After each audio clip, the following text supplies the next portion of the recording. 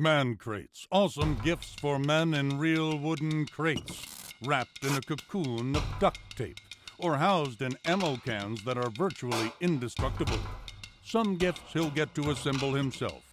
Some gifts you'll beg him to share. And some gifts are sealed inside layers of rock-solid concrete. Gifts guys love, from grilling gear to old-school video games and more. Man crates, awesome gifts for men.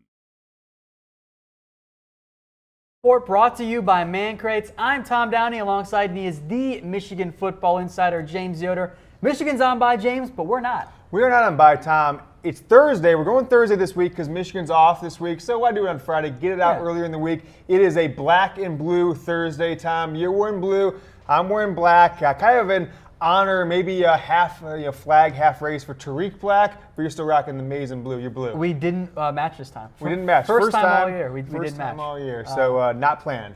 None of them have been planned, but it worked planned. out fine. Once again, folks, today's show is brought to you by Man Crates. If you know a guy who needs an awesome gift, Man Crates is the way to go. These gifts are carefully curated, kind of like a museum, but actually exciting. Yeah, I got my first Man Crate last week. I get the Michigan Barware Man Crate, and we're going to show you a little unboxing of one later in the show. So I'm a big fan of Man Crates, Tom. I've been chugging beers out of those Michigan Barware, what are they called, Brett? Pints. Pint beer cups, pint glasses.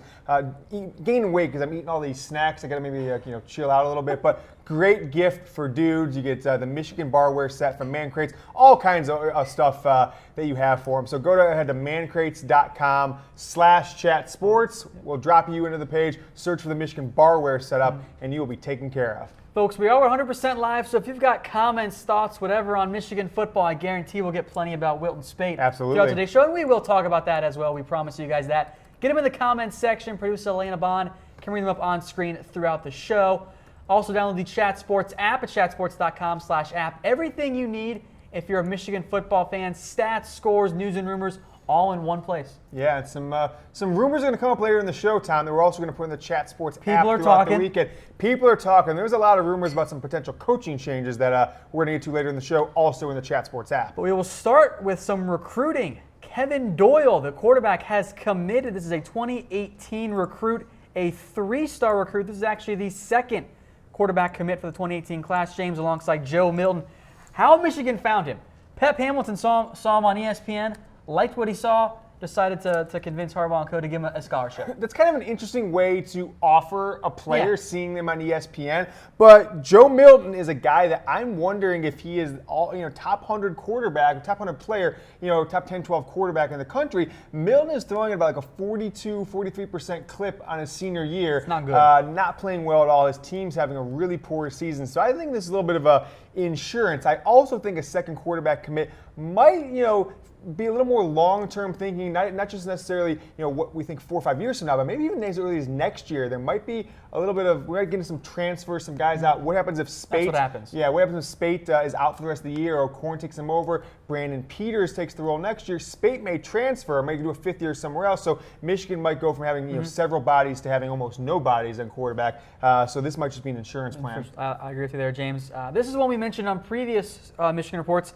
Michigan and Michigan State will be played under the lights on October 7th. Yeah, I'm super excited about this time. I'm going to be up at this game. I've been to 2 of the 3 games under the lights, both Notre Dame games, 2011, 2013. They played Penn State in 2014 in the all-blue uniforms, which were Adidas. I didn't like any of the Adidas alternative jerseys. As we learn now, Adidas is bad. Adidas is bad, yeah. If Michigan was still an Adidas school, it's only been 15 or 13 months since they haven't been. We might be having a different show right now regarding what's going on with the Adidas basketball ordeal. But this is going to be an exciting game. It's kind of been like an unwritten thing. Everyone's known about it for a while, but they just officially announced it this week. Mm-hmm.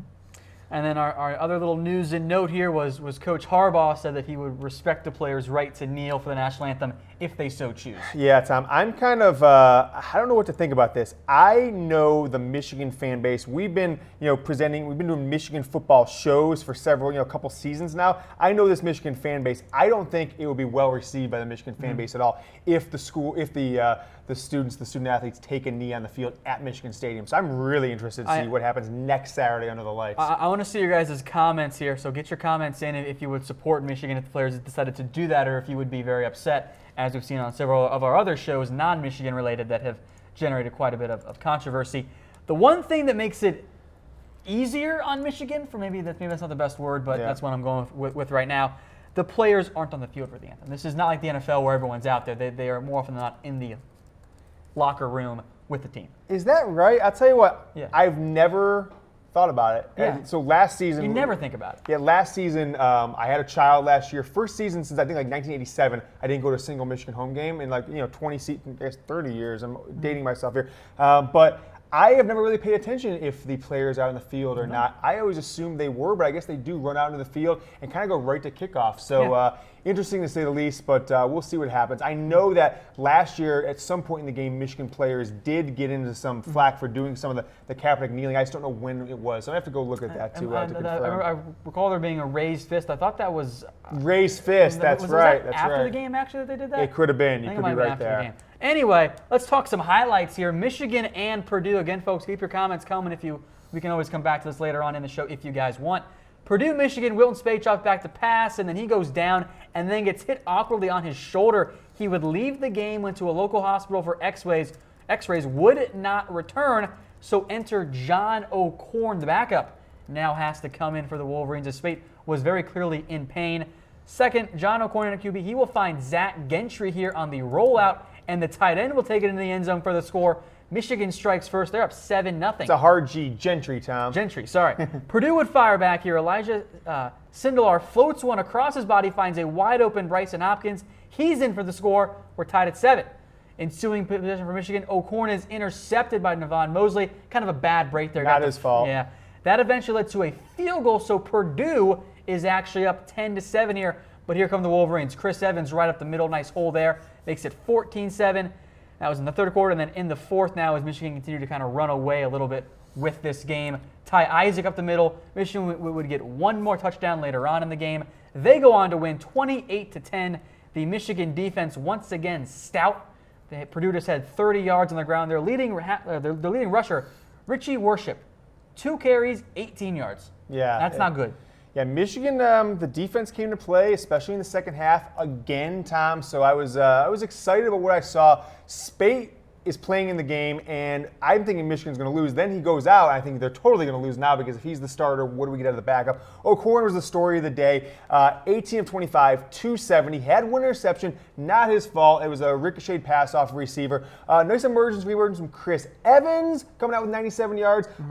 Where was Ty Isaac? I thought, okay, he's not getting a lot of carries. Did he re-injure himself early on? But he went a couple, long stretch, 3-4 drives in a row with no carries. Then you saw him come back later in the second half. So I like the fact, I'm kind of bummed that Isaac didn't continue a streak of 3 big games in order to start the year, but also good to see that Chris Evans has reemerged. Now you've got 2 backs, can get 100 yards, one in Big Ten play, right? So I like what I saw out of the running backs. So we'll kind of see what we have. We got a week off and going to a big game next week. Reaction poll for you guys. Who was the Michigan man of the game in this one? Devin Bush, John O'Korn, Chase Winovich, or Chris Evans? Where do you fall, James? Well, I talked about this Saturday on Michigan Football Recap. We go live, within 10-20 minutes after each Michigan football game, Tom. And I think at the time I was leaning most of the game towards Devin Bush because he reminded me again of that Florida game where he was just everywhere in every single play.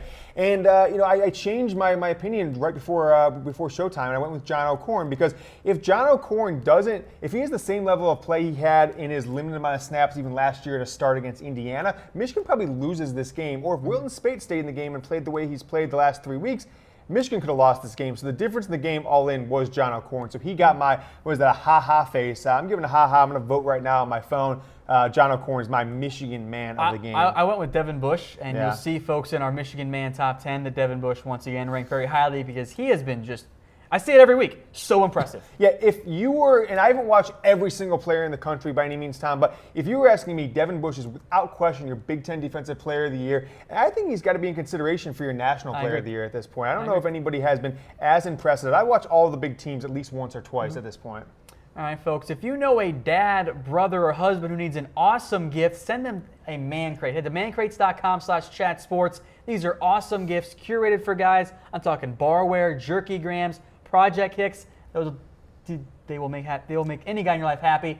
awesome gifts that guys love. Yeah, Tom. I've got a younger brother, had a birthday recently. I didn't know what to get him. What do you think I got him? I got a Man Crates. I got him one before I ever had one. He loves it. He's using he got the Cleveland Browns. He's from Ohio. He got the Cleveland Browns barware. I'm rocking Michigan. Check these bad boys out. You got these ones. They give you coasters in the barware Man Crate, Tom, that have bottle openers built in. That's ingenious. It's almost like those guys who have the sandals with the barware built with the bottle opener built in. But mancrates.com/chatsports. We're a big fan. They support this show. Go ahead and get one for the guy in your life this Christmas, or even just get one right now for the football season. All right, we'll head now to a new segment for positional grades. There's no preview this week. This is how we'll kind of fill that extra air time. Yep. A look back at how the different positional groups fared against Purdue, not for the year, just the individual game against the Boilermakers.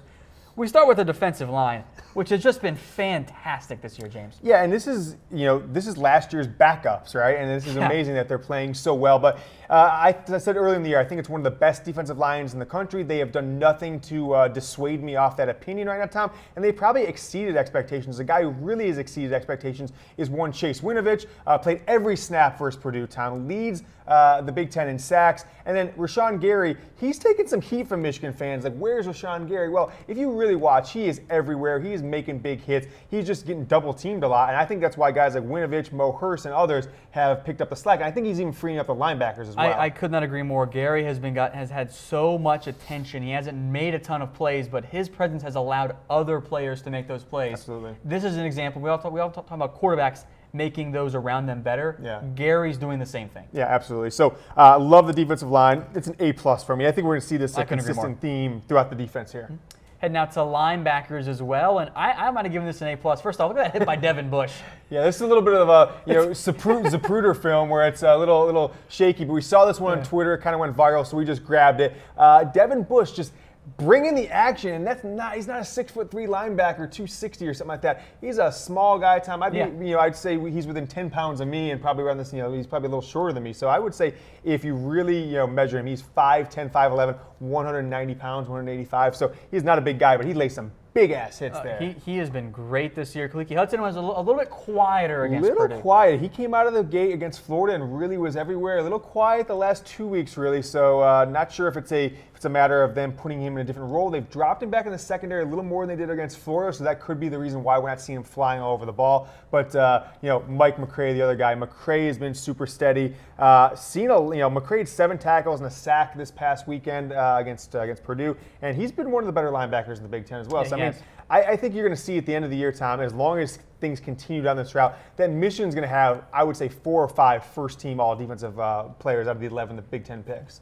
And now to the secondary, this one was a B, a quality grade, maybe not quite as good as, say, the Florida game when they couldn't throw the ball at all, but look, 159 yards through the air, that's it. 0 of 12 on third downs, that's huge. And then no interceptions, even though they do have 2 pick sixes this year. Yeah, I'm kind of grading it against past performance. I would maybe consider giving a B+, but they didn't have any interceptions, Tom. There was no game-changing plays in the secondary. Now, they limited Purdue to 159. That's a pretty good number. Under 50% passing. I think the most impressive stat then, again, Purdue right there, number 2, 0 of 12 on third down. Shut down a lot of Purdue drives the secondary did by just having great coverage on those 3rd and 5, 6, 7 passing situations. So, secondary. I haven't given, they've been solid all year. I think they've outperformed expectations. I agree. Heading out to quarterbacks, and this is a much higher grade than they had before the Purdue game, but then John O'Korn, the main reason why they get the B+ here. Yeah, and so if we're going by Spate's performance the first few drives, this was looking to be another D-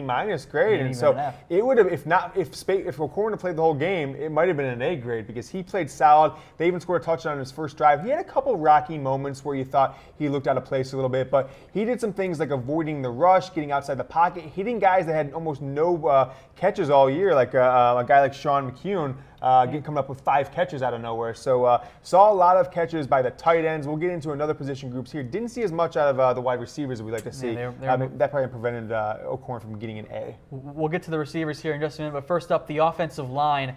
I think this has been one of the more disappointing units for Michigan. Well, Tom, it's disappointing because they brought in Greg Fry from Indiana, former Michigan offensive lineman coach under Rich Rod, and all you heard from the pundits and the scribes this offseason that he was going to be the guy to turn this offensive line around. Tim Drevno, an offensive line coach for the past 10 decades at Stanford, USC, and the 49ers.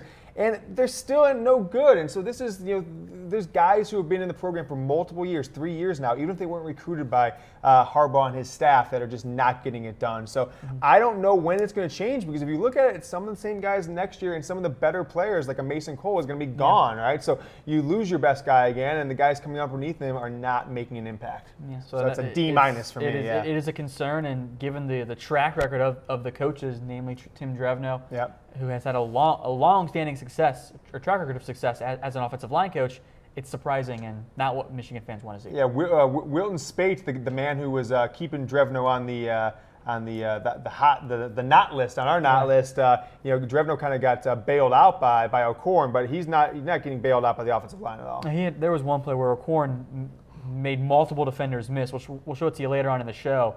And he bailed them out of a 5th sack, and it was a play that really kind of changed the game a little bit. Yep. Running backs up next year continues to be the three-headed attack of Ty Isaac, Chris Evans, and Cron Higdon, all three of whom had 10 or more carries in this one. And Evans was the lead back in this one. Yeah, that touchdown we showed towards the end of the highlight film, Tom, was one of my favorite plays of the entire game, because it's something I haven't seen out of this Michigan coaching staff in 3 years. They did a complete misdirection play up the middle, which you rarely see, where linemen pulled and then the entire line pulled to the left. Evans took a step to the left, and he went straight up the middle, and this is the biggest gap you could drive a truck through. So love what I saw of that. I've been very happy with the running back performance this season. Ty Isaac, we see now Evans getting back to it. And Higdon's kind of just been there every game, getting his 8, 6, 10 carries, like him as a number 3 back for sure. And, Jay Harbaugh, we'll talk about later. There are some rumors about Jim's son, Jay Harbaugh, that we're going to talk about later in the show in our rumor-o-meter. The receivers, though, they didn't make much of an impact, especially with John O'Korn. He very much leaned on the tight ends, not the receivers in this one. Yeah, and so we have multiple. We see that Perry had 3 catches, but Kakoa Crawford with 2 catches, only 13 yards, Tom. Downey Peoples-Jones with 1 for 8, so he kind of went back to disappearing after a bigger week last week. And then Nate Schoenel, who is not even, to my knowledge, a scholarship player. He is a walk-on. Is your leading, I guess, outside of Grant Perry, your leading catches with 2 catches and 29 yards. He's your second best receiver. I don't think that speaks very well of the wide receivers. It could have been a case, though, of, hey, it's a new quarterback. We're just trying to keep things safe underneath, go a lot more to tight ends and backs than try and go up top with wide receivers because of John O'Korn. So while the receivers struggled, the tight ends were fantastic in this one. Even though Tyrone Whitley Jr. didn't make much of an impact, the rest of the tight end group really stepped up. Yeah, Sean McCune, I've been pronouncing it wrong for a while, really stepped up with 5 catches. Zach Gentry, former, we call him QB6 around here, former quarterback recruit in that 2015 class, has now been a tight end. And he's kind of moving into a guy you can really rely on as a redshirt. I guess he's now a redshirt sophomore. He's got almost 3 full seasons left. I really think he could turn into a great player, Zach Gentry, because Michigan recruited him as a dual threat quarterback. He is 6'5", 6'6", and runs a 4.5, 4.6 40. So I think he's a very athletic guy. I expect to see more out of Zach Gentry in coming weeks. This was the kid who was committed to Texas then right. Harbaugh takes the Michigan job, and then he ends up flipping, and now he's playing tight end. Texas was also going to put him at tight end as well. Okay. Did not know that, but that's interesting to know. Yes. He had a little brief stint as the quarterback at Michigan, and then he started as a freshman. He didn't say started like a starter, but he started as that position, but quickly moved. So they must have saw something out of him they didn't like it at quarterback. Or they saw potential tight end. Yeah, sure. Special teams now, the second to last one on this list, the penultimate one. Freshman Brad Robbins comes in lieu of Will Hart, and Robbins was better, over 40 yards per punt. Yeah, Tom, you're using a lot of big words. I'm going to take them as disrespect. Correct. Penultimate, I know what it means because I've heard it out there on the internet, but it's a word you just shouldn't use. So Brad Robbins, true freshman, #1 punter in America last year, according to the recruiting services. The announcers were getting it wrong on TV. They kept saying that it was Quinn Nordine for the first couple punts punting. They were the same number. That's just so confusing. It's just odd. Well, you're never going to fool your opponent by putting one of them in or something. Same number. They're almost identical sizes and heights. They're both white. It's really tough to tell them apart. Whoa, we don't say the W word anymore. anymore. So Quinn Nordine did not have to take any field goals. I think that speaks of Michigan actually scored a touchdown in the red zone after being the worst red zone team in the entire NCAA through 3 weeks. So not great out of Spate the first 3 weeks. O'Korn gets it done in the red zone. And then finally here, the coaching, they get a B+. I will give them credit. This has been a common theme really under Harbaugh, and especially this year. The second half, I mean, so much better. So we talked about a few weeks ago, the Florida game, I was like, oh man, they're down at halftime, but you're just like, well, they're just dominating. I think Michigan's going to make all the adjustments. I don't see anything out of Florida that leads me to believe that Michigan's not going to win this game. I think the same out of Purdue, although you did have a little hesitation on can you move the ball under O'Korn. He did get that touchdown early on, and the game was still very much in question. They didn't go ahead, Tom, until 3 minutes left in the third quarter. So the coaching gets a B+ for me. It could have been an A, but I actually the reason why it's not an A for me is Wilton Spate was still the starting quarterback. Yeah. And I think there needs to be some questioning about why that was with what we saw at him and then John O'Korn. All right, weigh in now. We want to get your guys' comments, so get them in the comments section.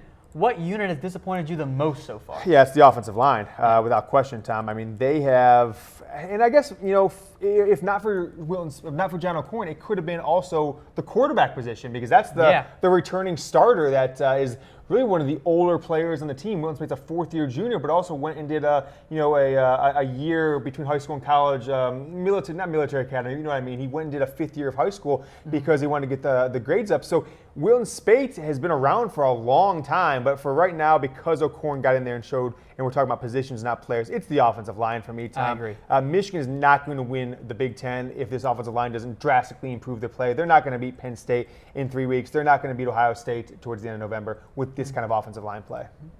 Some comments here coming in. This one from Travis Mitchell says, if Spade is healthy, Travis Mitchell, does Coach hand the keys back to the offense, or did O'Korn do enough to at least earn the start against MSU? Well, so O'Korn's going to get the start versus MSU no matter what. I've talked to people in Ann Arbor. There is, barring a miracle, kind of like we saw last year versus Ohio State, where O'Korn, erroneously reported by our close friends at MGO blog, who have a little bit of reputation for that. If it wasn't, they said he was out for the season, bowl game, everything. Well, he was back just 4 or 5 days later, played against Ohio State. So unless something happens like that, and I'm getting bad information, there's going to be the opportunity for him to come back the week after Michigan State. So I really think it's what happens to O'Korn on the field versus MSU. If it's Purdue, John O'Korn, I think he's your starting quarterback until proven otherwise. I'm sure no matter what, though, Spate will get a series here or there, even if O'Korn's playing well, in the following weeks. But I think it all depends on what happens with O'Korn against Michigan State. It can be a little bit dangerous there when you're trying to use that 2 QB system a little bit. Yeah, absolutely. Well, I want him to avoid that at all costs. That's why I said maybe give him a series in the early second quarter, or if they get up big against a team. But I think it's O'Korn's team, and if he can beat Michigan State. Reaction poll then, guys. We talked about which one has disappointed you the most. Which unit has been the best, though? A heart for defensive line, a ha-ha face for the linebackers, a wow for the halfbacks, and then a like for the coaching staff. Can I merge the defensive line and linebackers and just claim front seven instead? Yeah. Can I just do that? You've got a front seven that 6 to 7 players are back next year. So think about how good that team. I mean, I think if Michigan has a chance to win a national title under Jim Harbaugh, I don't necessarily think it's going to be this year. Knock on wood that we hope for the best. But next year's defense, I don't want to jump ahead and get crazy here. It could be one of the best in the past 20 years in college football, right? You've got the number one defense in America right now, losing one starter next year, right? So you think they only had one starter coming back. They're losing one starter next year. And most of those guys are going to be around again in 2019. You have so many sophomores who are starting for this team. Really, in 19, all you're going to lose is Chase Winovich, right? And then all these other guys are, and I'm sorry, Mo Hurst is gone too. I'm jumping in my head myself because he's not a starter. Yeah, some of the guys could turn pro as well. Sure, yeah, you've got a lot of guys. I think Kaliki Hudson, I think Devin Bush, potentially David Long or Lavert Hill might go pro after next season. You never know. I kind of assume that Rashawn Gary will turn pro. Yeah, I assume, but you never know, right? Yeah, you never know. You never know. Yeah, so for me, I'm going to go ahead and say it's the linebackers. I know we gave the D-line an A+, but the linebackers have just been so impressive. I think they were sometimes I'm going against expectations, but if you just go against what they've actually done, I would say the linebackers are my, they get my ha-ha. I'm going to go ahead and vote there, pressing the little reaction button on my Facebook app. Yes. All right, folks, time for a little hot or not, and we start with quarterback. John O'Korn is hot right now, James. Yeah, he is hot, Tom. I'll tell you what, John O'Korn looked like a new man, and I wonder if it's psychology that made him hot, being that when he went in against Indiana last year, he knew going into the game he was the starter. He knew that if Spate was back, that he would only be a one game performance. But this time he came in, he did not think he was going to play at all, and he just came in fresh and kind of balled like he was out on the playground. You saw him there ducking under players. So it's a different situation when he gets against Michigan State next weekend. So I think it's going to be really the deciding point. It's going to be the maybe the most impactful performance by any one player this season is going to be O'Korn versus Michigan State. Mm-hmm.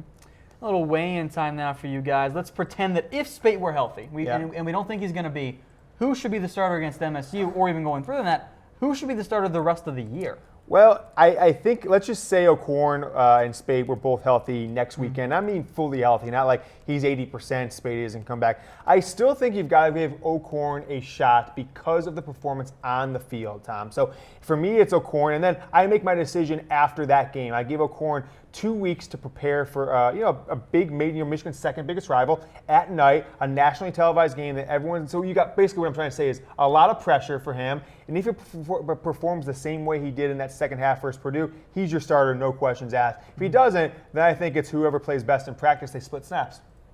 Look, I am leaning toward O'Korn right now. Assuming he does get started against Michigan State, I'm curious to see how he fares. Mm-hmm. Because if he fares well and if he shows he can move the offense better than what Wilton Spate has done, at that point, I think you definitely stick with O'Korn. Yeah, absolutely. So, I mean, again, it's going to come down to this Michigan State game, I think, absolutely. Joey agrees. He went with Wilton Spate as well. My man, Joey Sickler. Some more hot or not, I saw a lot of comments in the comment section about one Don Brown, and we agree. The Michigan defense is hot right now, #1 in America. Yeah, this guy, Don Brown, who in the hell is this guy? I mean, what is he doing? I've never seen a Michigan defense. I've been watching Michigan for 30 years. I've never seen a Michigan defense last year to this year play so well at all times. You never think anybody has a chance to score against him outside of a couple swing passes to Florida State's running back, whose name I'm forgetting at the moment because it's a little bit of a brain melt. Michigan's defense was rock solid all year last year. J.T. Barrett got a few runs in the second half of that Ohio State game, but they're even better this year, Tom. We're going to see, down the stretch of the Big Ten, but this defense is phenomenal. Don Brown, why was this guy not the defensive coordinator for the Patriots? Why was he at Boston College? He has had such a strange path of coaching careers. He played at Norwich, wherever that is, went to Hartford as an assistant, Hartford High School, went to Dartmouth, Mansfield, back to Dartmouth, to Yale, was kind of in that northeast area. The head coach at Plymouth State for a little bit, then the DC at Brown, then the DC at UMass, then the head coach at Northeastern, the head coach at UMass, and he actually fared very well there. Then he went ahead and took the DC job at Maryland. This was before UMass was an FBS program. Yeah. DC at Maryland, DC at Connecticut, and then it really clicked at Boston College. Yeah. And that last year at Boston College, then he takes the job over at Michigan. And now I think a lot of people would agree with, and I agree with the commenters there, he is the best defensive coordinator in college football. Yeah, I would say, Tom, he's the best best assistant in college football right now. I just hope, he's a little, what I like about him, I don't want to get ageist here or anything, but I like that he's in his 60s because if he was 59, if he was 54, 51, 48 years old, he would be a hot candidate for a head coaching job right now. But at age 62, yeah.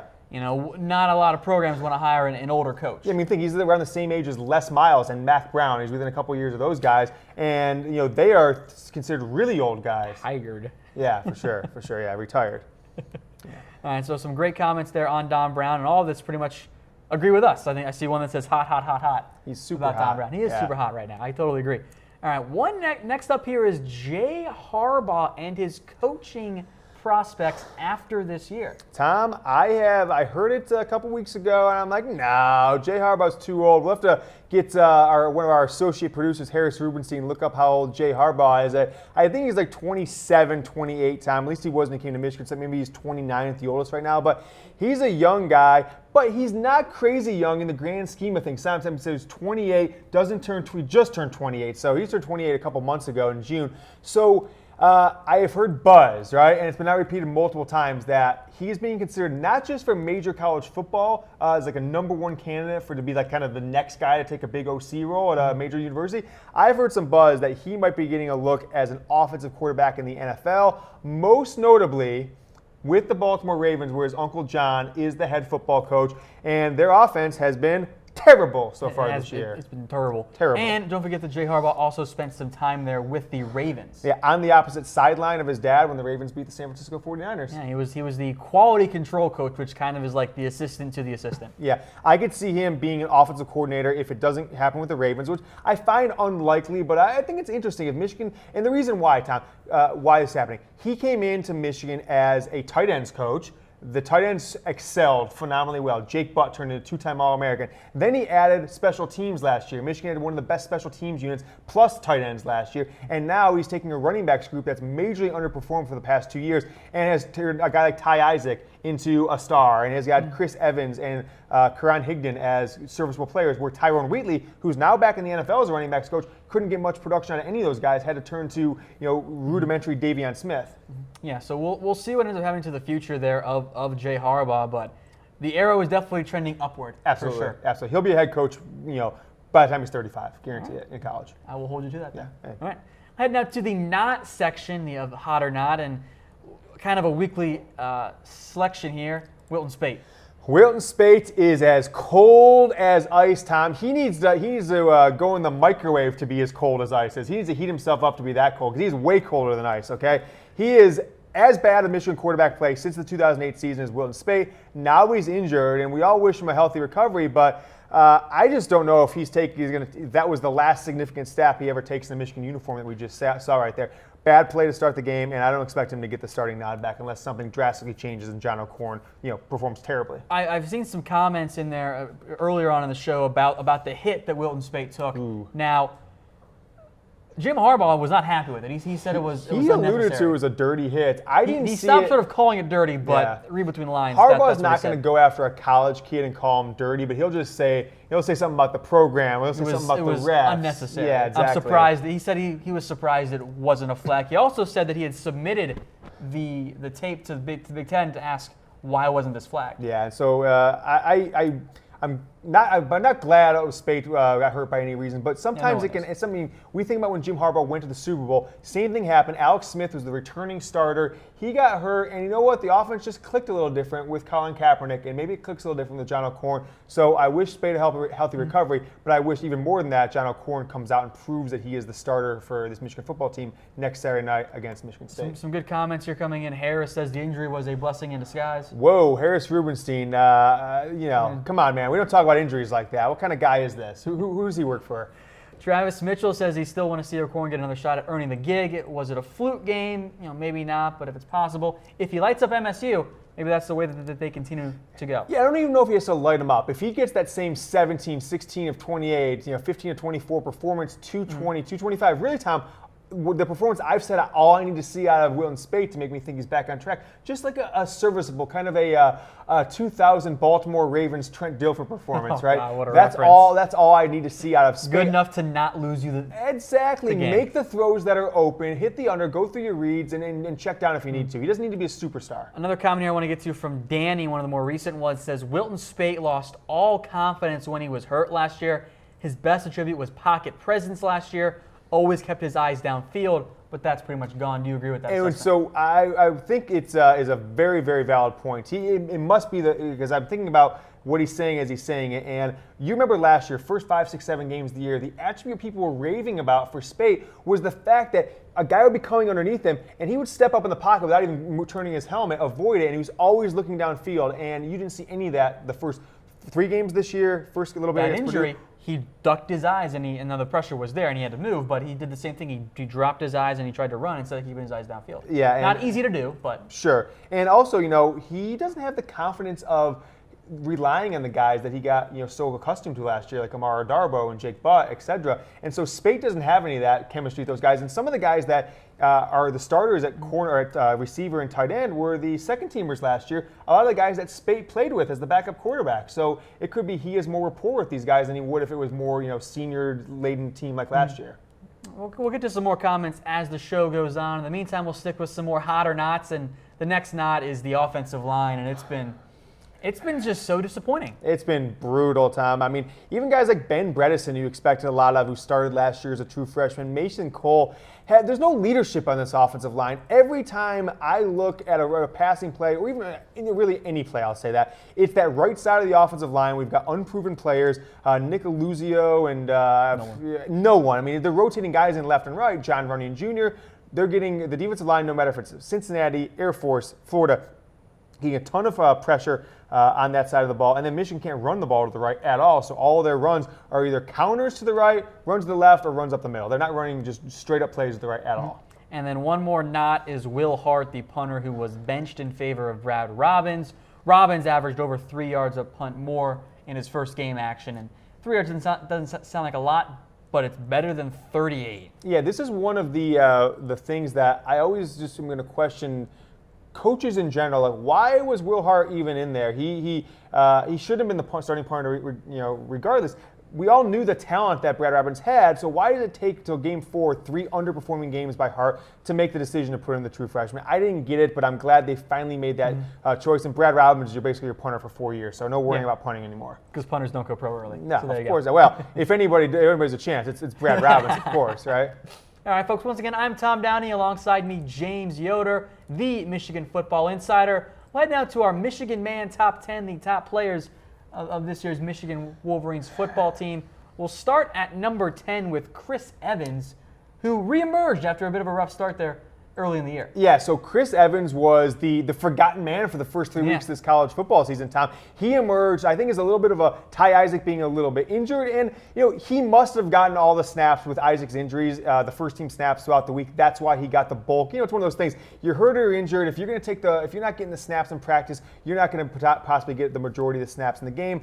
Evans took over for where Isaac was hurt, got the snaps, and really performed against Purdue with 2 touchdowns and 97 yards or so. And so I'm expecting to see, I really think it's truly like a thunder and lightning, more of a thunder from the fact that Isaac's so huge. But I'm glad that both these guys have emerged. And I think it's going to be a nice relief for Corn to be able to rely on them. And to have 2 different guys there, I mean, that's a pretty big boost because you can rotate them in, you can keep them fresh, you can hammer away with Isaac. Then all of a sudden, you get the sudden big play from Evans or vice versa. Yep.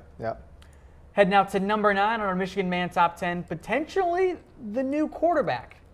Hey, John O'Korn is hot right now, Tom. We talked about it. He made plays that you just didn't expect and you didn't see from him last year in that start versus Indiana. This is freshman year at Houston, John O'Korn, making plays, throwing the ball nicely. He throws a better ball than Wilton Speight does. He has better mechanics. Speight's thing's always been his mechanics have been poor. You saw some nice passes there where he threw it across the middle in traffic, right on the money. So again, he wasn't expecting to get the start. He approached the game, so he couldn't overthink himself, which maybe is what happens to some guys where they're overthinking things. He just, O'Korn, put your helmet on, you're going in, and he played kind of playground football, so he is hot right now. And then at number 8, down from number 3, Quinn Nordin, which is kind of a good thing because you don't want your kicker ranked too high. Yeah, I'll tell you, I was going to keep Nordin up in the top 5 or so like that because I initially thought he was the starting punter because they kept saying he was the punter, but it was really Robbins because they wear the same dang number. But Nordin is just a fun guy, Tom. I love his haircut. Even if he misses a couple field goals, he's going to stay in the top 10 for me because that Wild Thing haircut. I think we're only days away from him becoming, maybe weeks away from him becoming a national celebrity once he hits a couple other 50-yarders and people see him take his helmet off. Number 7 is Maurice Hurst, who has consistently been a talented player on this Michigan defensive line there. He's been disruptive, not lighting up the stat sheet much like Rashawn Gary, but he's helping keep the defenses distracted and freeing up other plays, other players. Him and Gary, I think, are not getting the love that they should because they're doing what you said. They're taking up double teams. People are letting Chase Winovich go one-on-one because they know the talent that Hurst and Rashawn Gary have. So he's at 7. He gets a couple sacks in their time. He's going to fly up this list. I still think he's a potential first-round draft pick in the NFL draft. I still think he has potential to be an all-Big Ten first or second team player. Head now to number 6 on our list. It is Rashawn Gary, who, much like Hurst, not lighting up the stat sheet, but he's made some plays like that one you just saw against Florida, and he's getting so much attention, he's freeing up other players to make plays. Yeah, absolutely. His mom, Tom, went after some people. His mom, friend of the show, friend of the program. We've talked to her in the past. She gave us some great inside info on how Ole Miss operates as a recruiting program last year. But she went after some people on Twitter, and she basically said, hey, without Rashawn Gary taking up these double teams and freeing people up, this Michigan, see if they're still the #1 defense in America. Now, whether or not you want your mom coming out and calling out Michigan football fans, I think is a different story for another show. Yes. But I think there's some validity to what she said, is that without him, Chase Winovich is not leading the Big Ten in sacks, that's for sure. So Rashawn Gary, he's just basically moved down one notch almost every week, Tom. He was our preseason #1 player, and he's kind of dropped down, but hopefully seeing a few more sacks out of him to get him back up the list. I agree. Well, folks, today's show is brought to you by Man Crates. If you know an awesome guy who needs a gift, head over to mancrates.com/chatsports. Awesome gifts that guys love. Barware, jerky grams, project in that glass yet. Yes. Yet. What we're going to do now is we're going to throw it over to Chat Sports Studio B here with Harris Rubenstein and Cam Rogers, and they're going to uncrate a Man Crate for you live on air. Take a look. Hey folks, of course we will get back to those highlights, but we are presented by Man Crates. Go on to mancrates.com/chatsports to get your own box of testosterone. That's what I'm going to call it. You can get things with golf gear, barware. In fact, we have some barware right now, Harris. We do. We got a Michigan Man Crate here. We're going to take our little fancy crowbar here that they send you with every Man Crate, and we're going to try to pry this thing open, slide it under, use a little elbow grease. Weight room required. Got it. All right, there's a little nail stuck in there. And woo-hoo-hoo, we got some fancy stuff in here, Cam. We got some beautiful Michigan glasses, a nice logo on the front with some Michigan. There you go. Hold those. Hold those. We not only have 2, but you actually get 4, and these are beautiful glasses, Cam. I'm all about these. Ready to open up a brew. Absolutely. Then we actually have a pretty fun little combination of nuts here. Got some corn nuggets, some peanuts. Got another little bar mix, and then my favorite nut, Cam, we got some pistachios as well, and we got something else. It blended in with the wood. I missed it, but we got these very cool little wooden coasters that also, they double as bottle openers. These are pretty cool, Cam. I got to get me one of these Man Crates. And I'm pretty sure we're going to test those out on the program today, Harris. Yes. So we'll put them to use, crack open a brew. Of course, you can get any team, Alabama, Tennessee, whatever fan you are of, you can get a personalized Man Crate for that occasion. Be the MVP of your tailgate. And of course, you can just get generic dude stuff, protein powder, golf gear, fishing gear, anything under the sun. Check it out, mancrates.com/chatsports. And welcome back here to Chat Sports Studio A. Once again, I'm Tom Downey, alongside me, James Yoder. Again, today's show brought to you by Man Crates. Awesome gifts that guys love. Head to mancrates.com/chatsports. Tom, for the dudes watching, what are you going to do? Go on Amazon and click around for ties and t-shirts and all this stuff? Just go to mancrates.com, look for the /chatsports, look for the Michigan barware, press buy. They'll ship it to you, brother, dad, your boss, anybody you want to get a sweet gift of, a buddy from high school that you go to the games with. It'll show up in their house in a crate, Tom, wrapped in duct tape. They'll rip it off. They'll feel like a man. That's what they'll feel like a man opening it. Pop it open. There's going to be all sorts of goodies in there. They're going to think you are the man for sending that Man Crates. They're going to crate that bad boy open. All right, we'll head now back to the top 5 of our Michigan Man Top 10. At number 5, Josh Metellus saw a comment about Tyree Kinnell needs to be on here, or Kinnell. Kinnell was great against UC. Since then, he's kind of come back down to earth a little bit. Hasn't been as effective. So Metellus gets the nod here at number 5 for us, James. Yeah, I mean, he just had a nice week, Tom. He didn't show up necessarily in the stat sheet as much as you'd want, but he was just kind of a guy, he reemerged as being everywhere, right? Yeah. I saw him flying across the field a bunch. Really liked what I saw to Josh Metellus. So he kind of rose the ranks. He has been a forgotten man for us on this show the last few weeks. I'd say some more comments there about the secondary. David Long, Lavert Hill. Both these guys got some consideration for our Michigan Man Top 10. Did not end up sneaking into the top 10. Though. Yeah, absolutely. Head now to number 4 on our list here. Ty Isaac. He dropped a little bit. Wasn't as effective and present as he was earlier this year, but he did get his first touchdown. Yeah, I mean, he got a touchdown, and if it wasn't for that touchdown, he might have, he's been 1 and 2 with Devin Bush basically all year. But yeah, he didn't look as sharp. He was potentially injured, but he got some snaps, got that touchdown, dropped a couple notches. Because, we weigh this, mostly it's on the entire season, but I weigh a little bit. Are they hot right now, right? That's how John O'Corn gets in this list. Mm-hmm.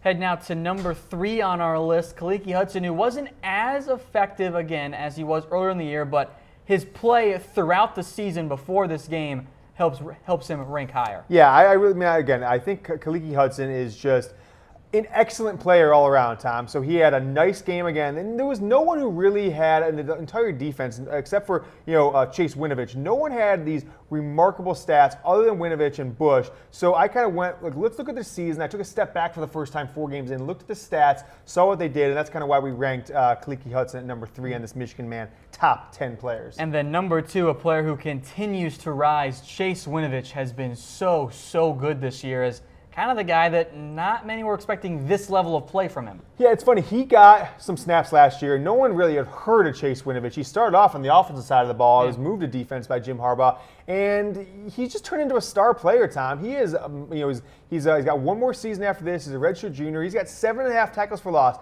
5 sacks, a forced fumble versus Florida, and he had a big week, Tom. 8 tackles, 4 of those solo, which it's pretty good for a defensive lineman at 4 solo or 50% solo tackles, and then just that number right there, 3.5 tackles for loss. Are you kidding me? That's amazing. It's incredible. 2.5 sacks, big game. If he gets anywhere near that performance going forward, I mean, he's going to turn into an All-American player. Could not agree more. And then at number 1, and still number 1 on our Michigan Man Top 10, Devin Bush, who has just been everywhere for this Michigan defense. Yeah, I mean, 32 tackles already this year. I just can't say enough about Devin Bush. I can't remember a player who he reminds me of in college football. I mean, he's just a freak of nature. He seems to be everywhere the ball is for the opponent. That's where Devin Bush is. He is. I don't think he can sit out next game, Tom. He's still my Michigan Man number 1. He's that far ahead of every Michigan player for me through 4 games. A couple comments here that I want to get to after we finish up talking about Devin Bush as well. But Bush has just been so effective. This is a guy that Florida State fans are like, oh, whatever. We don't need him. Yeah, I think they regret that now. Frozen Cold Takes, popular Twitter account, we talked about it. I love for them to go back to fall 2015, trashing Devin Bush when him and his dad, who was kind of the support staff for the Michigan football team, came up to Ann Arbor, spurned Florida State.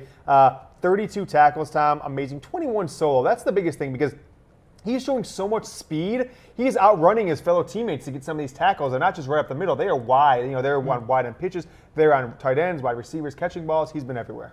Travis Mitchell says he's thinking the slight injury that Isaac suffered against Air Force had some lingering effects against Purdue. I kind of agree with that one. Yeah, I mean, it's clear that that's the case, and I think that's the reason, as I said, that Chris Evans got the majority of the snaps and really got the start. And we'll see against Michigan State. Is it a situation where Evans is now reemerged as maybe the number 1 back, or are they going to go a little thunder lightning, or will we go back to the prior 2 games and Isaac is your starter with Evans spelling him? Ben Miller suggests Tyreek Kinnell as a top 10 nominee. He's been on our top 10 in the past. Yes. He dropped off this week because the Pixers against DC was awesome, but since then hasn't quite had that same level of production. Yeah, had a really bad play where he just got smoked by the Air Force player, and the only reception that Air Force had in the game. And then, and then he really just didn't do anything special against Purdue to get back in the list. So for me, other guys have done much better to get on that top 10 list. And one more comment here I want to get to as well. This one coming in from Come On Son Harper. My man, I love this guy. I know. We haven't seen him in a while a little bit. I'm glad Come on, that you're son, back. where you been, dog? He says, what's up with Bunting and Wheatley seeming to be dropping in the depth chart? Says he's not really seeing the production from the Viper. Also, why so many 3-man fronts, especially against Air Force? Yeah, a lot of questions there, come on, son. And so we're going to toss up here on the screen in probably just a second. But in general, so the defense has been interesting, the fronts they've had. So they had the 3-man fronts against Air Force, and really it was, I think this whole season it's been they signaled 4-3 defense, but they've really played a lot of 3-3-5. And we've seen Hudson drop back. That's kind of why he's not getting the stats that Devin Bush is, because he's dropped back into coverage a lot more than I think I expected to. He is really playing that Jabril Peppers role to a T. So I kind of missed some of the first part of that. But what's with Bunting and Wheatley seeming to drop off the depth chart? I don't know. It's really interesting. So Sean McCune getting some snaps. Ian Bunting played well against Florida State with 2 huge catches last year in that bowl game after Jake Butt went down. But I just think it's Gentry and McCune stepping up, right? Like Bunting has just been gone. It's like he just disappeared. Yeah, no doubt. Yeah. So they are not the tight end coaches are not swinging for the fences. They are bunting when it comes to the get it? It's a play on words. I try to fit it in there somehow. I see what you did there. Yeah. Well, heading out to Harbaugh being a Harbaugh, we will start with his comments about President Trump. It's courtesy of CBS Sports. Take a listen. Do you agree with the president that he should be fired, that he's disrespecting the country? These were comments that President Trump made last night about Colin Kaepernick and other football players who kneel, and I know you wrote something supporting him. No, I don't agree with the president. That's ridiculous. I mean, check the Constitution. And welcome back. So what Harbaugh said there was he just more or less disagreed with Trump's comments about players protesting. So part of several calling outs that Jim Harbaugh had this week. Yeah, so I was really surprised that Harbaugh would make a statement because I think, he's done a lot of crazy things in his 2.5 years at this program, but I don't know if he necessarily wants to take a political stance like that because I think there's only downside for a coach to do that at this point. So I was pretty surprised. I did find it funny that he just told him to, read the Constitution, and that was kind of unusual. But I think it just lets us step forward a little bit against Michigan State next week. I am as interested to see what Michigan does as I was this past Monday with what the Dallas Cowboys were going to do, Tom. So I'm really interested to see if Harbaugh I would not put it past Jim Harbaugh to do the exact same thing that the Cowboys did with Jerry Jones, come out before the national anthem, take a knee as a team, or after the national anthem if they come out afterwards, take a knee as a team as a sign of unity, maybe even with some of their former teammates from last year who are now in the NFL. Maybe it's the unity with them because Trump isn't necessarily call out anybody in college by any means. I think his biggest call out this week, though, was Tim Brando. Harbaugh and Brando got in a little bit of a Twitter feud earlier this week about depth chart, about player safety. We do have the tweet for you as well here. So Brando tweeted that he'll begin supporting Harbaugh's rant on locker room issues at Purdue as soon as he gives those broadcasting his games a depth chart. So Harbaugh chimes in and goes, get a depth chart and you will support player safety? It's difficult to understand your pundit rationale, but very revealing, and then tags Scott Van Pelt too. Yeah, so Van Pelt had mentioned it in the show the night before, and I think I didn't get a chance to watch the segment from Van Pelt's response on Twitter to this tweet. It seemed like he said, he agreed with both guys. Yeah, Jim, give your depth chart. Why are you doing that? You're making it difficult for guys like Tim Brando, but also, Purdue, step up your facilities and all that stuff. Let me tell you this. Tim Brando is an absolute jackass, okay? If you watch one Michigan game, you look at the roster, how do you need a depth chart to follow? They don't rotate 40 guys, and it's not like it's Penn State with no names in the back of their jerseys. They play 22 guys, the same 22 guys every freaking game. Brando, you don't call Big Ten games, so why are you even thinking about it? But just shut up. Back when I was calling games, I would make my own depth charts because I knew that the depth charts that were provided weren't always super accurate. Yeah. So the depth charts that you build your own depth charts there, I get what he was trying to say was that he was viewing it as all of it was gamesmanship. Yeah. And Brando was like, you can't play both sides of the gamesmanship. But for Harbaugh, he's not viewing it as gamesmanship. What the locker room situation is like, he views it as an issue within the actual for player safety. It's a player safety issue, not a gamesmanship issue. Yeah, and so let's kind of skip over to that one. So with Purdue. The locker rooms, I had no idea this was the case, but they don't provide air conditioning for football teams. What year is it? Yeah, I don't see. So let's get to that graphic. So I don't understand what is going on. This is a Big Ten school, and I actually think that Jim Harbaugh himself in a one of these situations, Jim Harbaugh is a great way of manipulating the media. Wouldn't it be great if all it takes to have not even a world-class locker room, but kind of maybe even just a decent locker room. All it probably takes a couple $100,000 at most, right? Harbaugh should donate the money to the Purdue Athletic Department or get a guy like Stephen Ross of the Dolphins owner, big Michigan supporter, to donate. Michigan pays for the locker room for Purdue because you know what? We're Michigan, you're MF and Purdue, right? That's what they should do. A longer clip here coming up for you guys. This was Harbaugh calling out the Purdue facilities and calling on the Big Ten to make some changes. He prefaced this by saying that Michigan was going to look internally and make sure that everything on their end was up to par. Yep. But he felt this was a conference issue, not just Purdue, sure, but across the conference. Take a listen to what Harbaugh had to say. It's become apparent after going around to all the the visiting schools in the last couple of years that a conscious effort of gamesmanship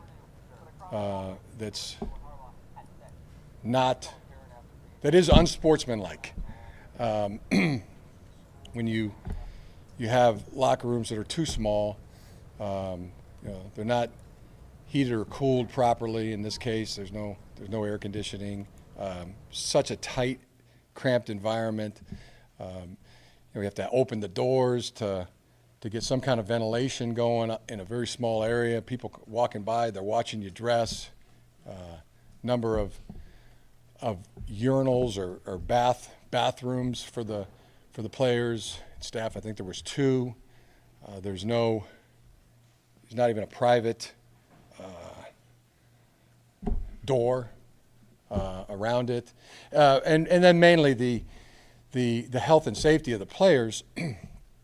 Very, very small space for a training room that had nothing in it. This is no different than the facility I think I saw when I was there in 1986. And I'm not putting this on Purdue. This is league-wide. It needs to be addressed by the league. It needs to be addressed by the commissioner. And we're going to lead the way. We're going to look at what we have, but there needs to be a way to X-ray a player at the stadium. There has to be a minimum standard of care for the players. Again, we put a lot of emphasis into health and safety of the players, but it doesn't even seem sanitary.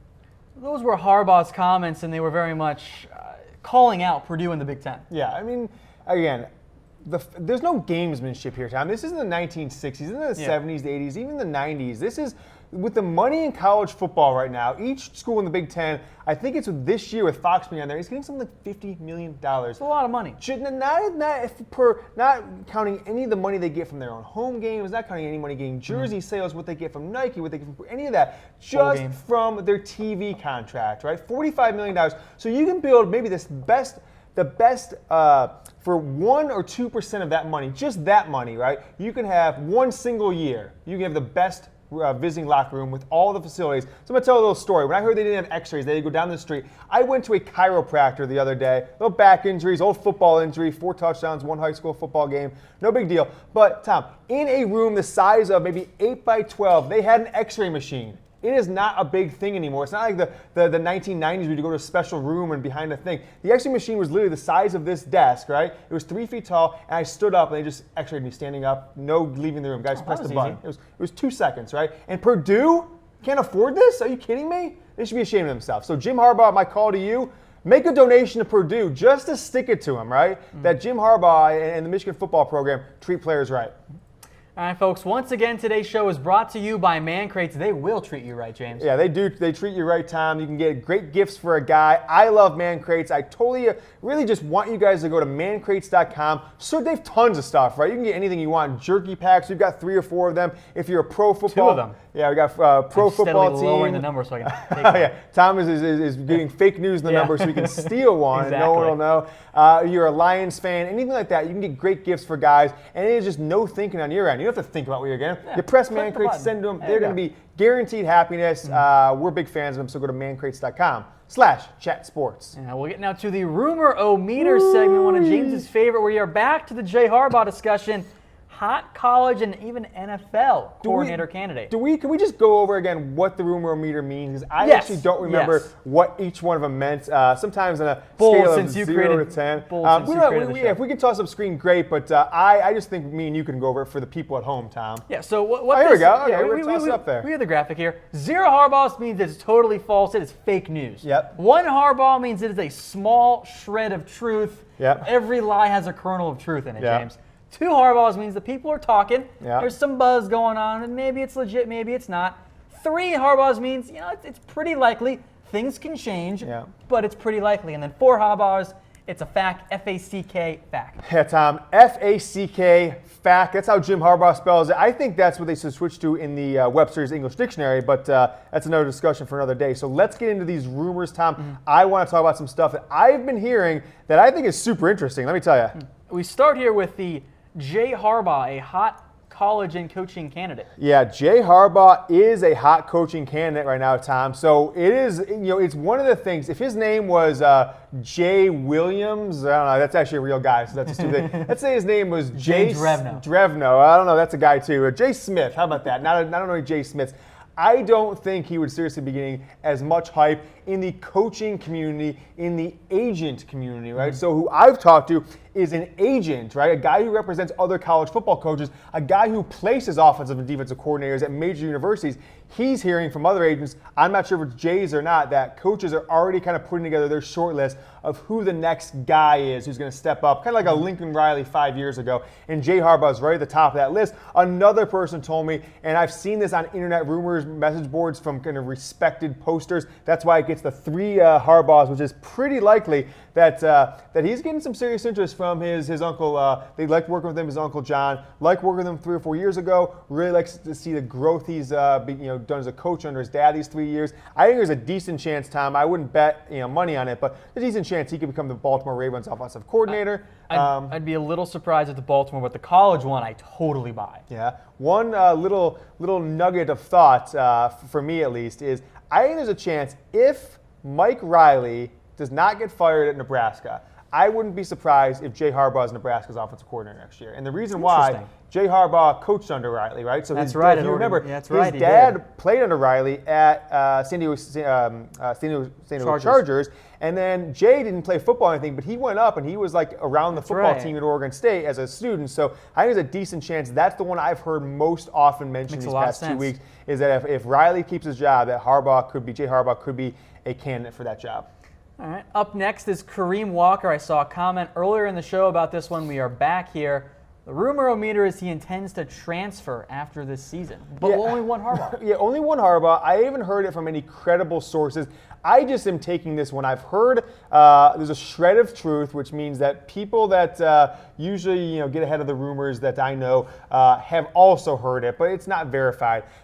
He's just not seeing any snaps. His second year in the program, his classmate Chris Evans is getting most of the snaps. Omari Samuel, a true freshman, is probably past him in the depth chart, but they're going to redshirt Samuel most likely. So I just don't see him seeing significant snaps this season.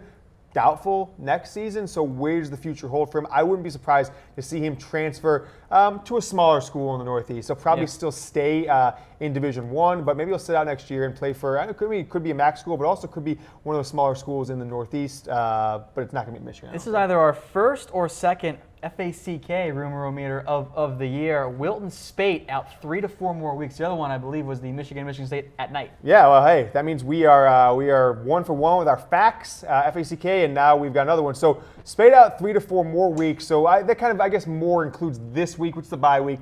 Next week, which counts Michigan State. I think it's going to be a long shot for him to come back the week after Michigan State. So if he does, then I guess that means we got this one wrong. But in my opinion, he's got at least 2 more games he's going to miss, Michigan State in the following week and potentially a week after that. So we'll have to see what comes of that. But in my opinion, it's going to be a longer sled than I think a lot of people are expecting for Wilton Spate. We'll head now to the next rumor-o-meter on our list here. Don Brown looking to take a head coaching job. You'll notice no Harbaughs because it's a 0 Harbaugh. It's fake news. Yeah, Tom, this is not just fake news. This is very fake news. Don Brown addressed the media. Even after he addressed it, I was still seeing people out there, some of these bloggers who just pull stuff out of their butts saying that Don Brown's going to take a coaching job. He's going to get the BC job because they're going to fire their coach. He's going to take, this job and that job. Don Brown is in Michigan to say, we didn't even dignify it with a half Harbaugh or a third of a Harbaugh. It's a 0 Harbaugh, Tom. He is not getting, he's not taking a head coaching job, although there is definitely interest out there for him.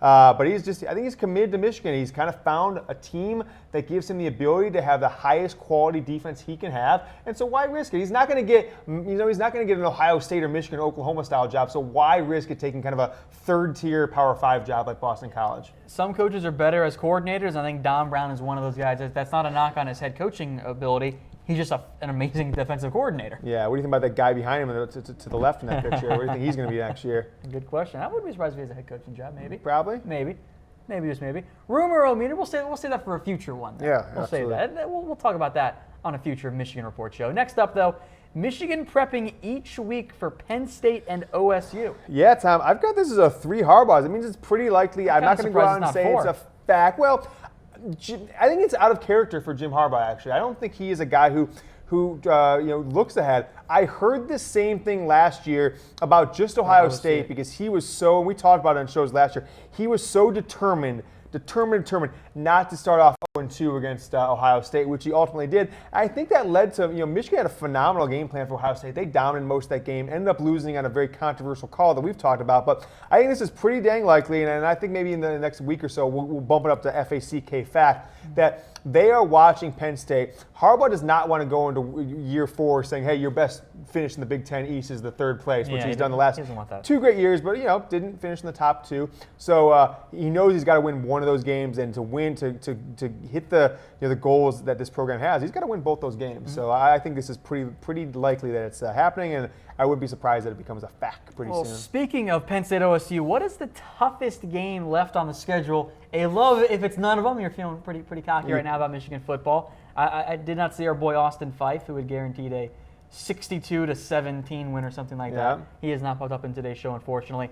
A ha-ha if it's Penn State, a wow for Wisconsin, or an angry face for OSU. Don't worry, we will always associate Ohio State with angry faces here, folks. Yeah, absolutely. I mean, I'm not sure who would vote for anything except for that one all the way on the right, which is Ohio State, is the angry face, right? It can't be anybody else. And it's not necessarily that it's whether or not you think Penn State with Saquon Barkley has looked phenomenal so far this year, whether they're a better team or Wisconsin's a better team. Penn State, Wisconsin are on the road, so does that make it tough? It's mentality, it's psychology at this point that it's got to be Ohio State. You got crushed by Ohio State 2 years ago. Jim Harbaugh, the most humiliated I've ever seen him be as a head coach, as far as just how he got outclassed by Urban Meyer. Ezekiel Elliott ran all over him like he was playing a high school team. It's Ohio State until Jim Harbaugh beats him, then beats him again the next year. It's Ohio State every single year for me.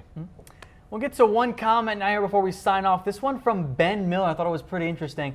Mike Hart or Tom Brady, can they be a good future Michigan Wolverines head coach? I don't think so. Well, and the reason being is I don't think Tom Brady has any interest in being a football coach. I don't know why he would. He's worth $250 million, as is his wife, right? So why are you going to be a football coach? And it's not like he's talked about being a football coach. And Mike Hart, for my just take on this, his biggest challenge of being part of the Michigan football program is one Jim Harbaugh. For those of you who've been following Michigan for more than 10 years, if you recall the 2006 offseason, Mike Hart called out Jim Harbaugh and said he's a disgrace to the program. I think I may be paraphrasing there, but that he wishes Jim Harbaugh was never a part of the Michigan football program. So you think you're going to be head coach ever, when maybe Harbaugh, if he continues for Michigan for 10 years, could be the best or second best coach in the program's history. He's going to allow Mike Hart to come in. Harbaugh holds grudges, baby, and I would not expect Mike Hart to ever be part of this program for that. The quote was, "quote He's not a Michigan man. Oh I wish he never played here, but it is what it is." I'll throw this out there. Hart is now the halfbacks coach at Indiana. Yeah. If it hadn't been for the feud, he would have been a pretty good fit. Let's say Jay Harbaugh does leave, all of a sudden you need a new Arby's coach. Why not a former Michigan man to fill that I role? prefer McDonald's coaches instead of Arby's, Tom, but running backs coaches, I saying that there is no way Mike Hart is ever part of this football program again as a coach. He might get invited back to retire his number 20 jersey one day, never as a coach. Well, that will do it for us today. For producer Lana Bond and James Yoder, I am Tom Downey. A big thank you to Man Crates again for sponsoring today's show. That will do it for us. You guys stay classy out there.